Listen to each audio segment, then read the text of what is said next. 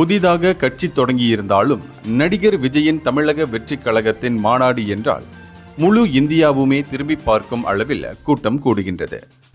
இன்று அந்த கட்சியின் 2வது மாநில மாநாடு மதுரை அருகே பாறைப்பத்தியில் நடைபெறுகிறது. இதற்காக மதுரை தூத்துக்குடி 4 வழிச்சாலையில் சுமார் 450 ஏக்கர் பரப்பளவில் மாநாடு திடல் ஏற்பாடு செய்யப்பட்டுள்ளது. மாநாட்டிற்கு வரும் வாகனங்களுக்காக 4 இடங்களில் பார்க்கிங் வசதி செய்யப்பட்டுள்ளது. மாநாட்டு திடலின் முகப்பில் அண்ணா, எம்ஜிஆர் படங்களுடன் விஜய் படம் இடம்பெற்றுள்ளது.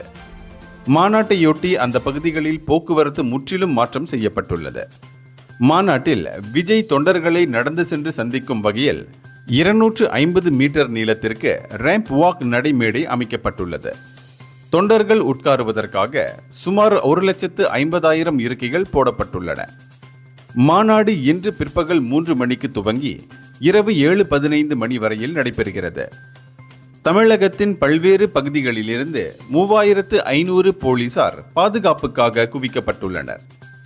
விஜய் என்ன சொல்ல போகிறார் என்பதை கேட்க ஆர்வமாக ஆயிரக்கணக்கான மீடியாக்கள் அங்கு ஒன்று சேர்ந்துள்ளன.